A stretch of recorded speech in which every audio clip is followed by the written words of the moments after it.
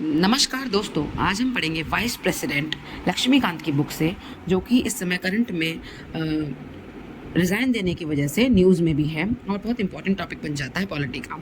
तो आज हम इससे रिलेटेड सारे फैक्ट्स रिवाइज करेंगे फटाफट से 5 मिनट में, ठीक है। तो सबसे पहले vice president is not directly elected, इसका इनडायरेक्ट इलेक्शन होता है। इसके लिए इलेक्टोरल कॉलेज होता है जिसमें दोनों हाउसेस के मेंबर्स पार्टिसिपेट करते हैं। इसमें इलेक्टेड प्लस नॉमिनेटेड दोनों मेंबर्स होते हैं, जबकि प्रेसिडेंट में क्या होता है, ओनली इलेक्टेड मेंबर्स होते हैं। ये बात आपको याद रखनी है। इसमें इलेक्टेड प्लस नॉमिनेटेड मतलब पूरा हाउस पार्टिसिपेट करने वाला है, ओके। और दूसरी चीज़, इसमें स्टेट लेजिस्लेटिव असेंबलीज का कोई लेना देना नहीं है, तो वो इसके इलेक्शन में पार्टिसिपेट नहीं करती हैं। मोस्ट इंपॉर्टेंट पॉइंट्स एग्जाम के क्वेश्चन बनेंगे तो यहीं से बन सकते हैं, ऐसे ही पॉइंट से लेकर बनते हैं। PYQ में जब भी देखेंगे तो ऐसे ही क्वेश्चन आते हैं। और इसके इलेक्शन से रिलेटेड जितने भी डाउट एंड डिस्प्यूट हैं, वो supreme court is the final authority. अब पूछा जाएगा आपसे who is the final authority, तो आप बताओगे supreme court, not the election commission of India, okay. All the doubt and dispute in the election with the in the connection with the election of the vice president are inquired into and decided by Supreme Court whose decision is final। अब clear हो गया कि supreme court का ही decision इस dispute में final होता है। फटाफट रिवाइज कर रहे हैं हम लोग, ठीक है। अब अगर इलेक्शन होता है वाइस प्रेसिडेंट का और क्या क्या एलिजिबिलिटी होती है, तो सिटीजन ऑफ इंडिया होना चाहिए और 35 साल तक एज होनी चाहिए उसकी, और ही should be qualified for the election as the member of Rajya Sabha. Rajya Sabha का मेंबर होने की उसमें सारे गुण होने चाहिए, और उसको ऑफिस ऑफ प्रॉफिट कोई भी होल्ड नहीं कराना है, ठीक है। वो मतलब कोई भी होल्ड ना कर रहा हो, यही देखना है।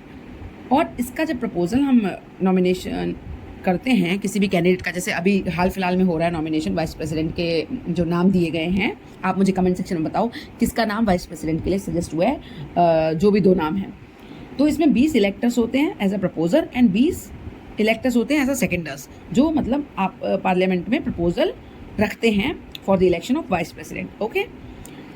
अब इनका क्या होता है, he should not be a member of either house of parliament or a house of state legislature if any such condition occur he deemed to vacate his seat। अगर वो किसी भी मेंबर के हाउस के मतलब जो भी इलेक्शन लड़ने जा रहे हैं वो अगर मेंबर हैं हाउस के, तो उन्हें अपनी सीट खाली करनी पड़ेगी, ये कॉमन सी बात है, ओके।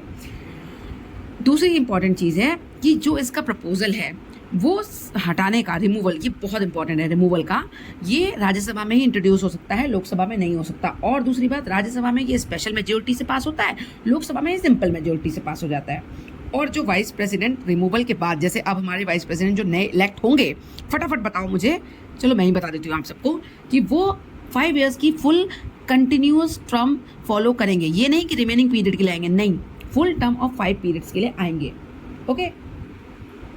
और रेजिग्नेशन लेटर जो होता है वो वाइस प्रेसिडेंट किसको देता है, ये मुझे कमेंट सेक्शन में बताओ, ठीक है। बहुत इंपॉर्टेंट है, इसलिए प्लीज़ कमेंट सेक्शन में बताना ज़रूर। If the office of falls vacant by resignation, removal, death और otherwise, then election fill the vacancy should be held as soon as possible. इसका कोई टाइम पीरियड नहीं है, लेकिन हाँ, जल्द से जल्द अगर इलेक्शन की वैकेंसी रिमूवल से हो गई है, रेजिग्नेशन से हो गई, जैसे अभी हाल में हुई है, तो जल्दी से जल्दी इलेक्शन कराने पड़ते हैं, और पूरी टर्म के लिए नया वाला जो वाइस प्रेसिडेंट होगा वो इलेक्ट हो जाएगा, ठीक है।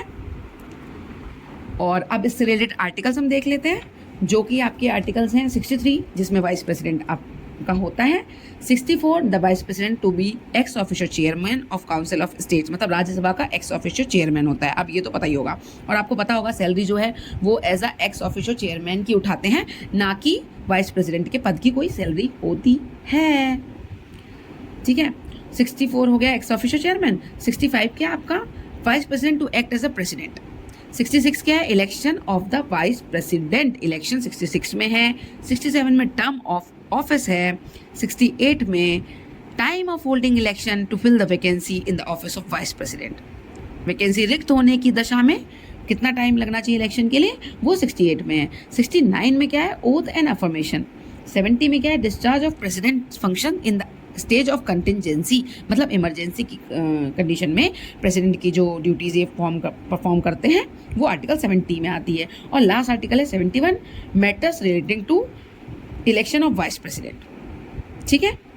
तो 66 में होता है इलेक्शन ऑफ वाइस प्रेसिडेंट, कि कैसे इलेक्ट होता है हमारा वाइस प्रेसिडेंट। और 71 में क्या आ रहा है, मैटर्स रिलेटिंग, मतलब वाइस प्रेसिडेंट के इलेक्शन से रिलेटेड जो भी मैटर है वो 71 में दिए गए हैं। बाकी सारे पॉइंट्स मुझे लगता है मैंने कवर कर दिए। और ये था आपका 5 मिनट में वाइस प्रेसिडेंट रिवाइज फुल। अगर आप इसको सुन सकते हैं तो आपका वाइस प्रेसिडेंट लक्ष्मीकांत की बुक से फटाफट से 5 मिनट में रिवाइज हो चुका है, जो भी इंपॉर्टेंट पॉइंट्स थे। बाकी अब एक बार जाके पढ़ लेना, आपका कंफर्म हो जाएगा। तो ये वॉइस नोट्स ऐसे आपको काम आएंगे, ये मुझे भी रिवीजन में काम आ रहे हैं, ठीक है। जो इंपॉर्टेंट फैक्ट्स आपको लक्ष्मीकांत में नहीं दे रखे हैं वो मैं आपको बताती हूँ। जैसे कि हमारे जनरली जितने भी शुरुआत के वाइस प्रेसिडेंट की लिस्ट है आप देखना, वो सारे के सारे हमारे प्रेसिडेंट भी रह चुके हैं, सिवाय 2 लोगों के, जो कि आपके हैं कृष्णकांत और गोपाल स्वरूप पाठक। ये 2 लोग कभी भी प्रेसिडेंट नहीं रहे, तो ये 2 एक्सेप्शंस आप याद रखिएगा।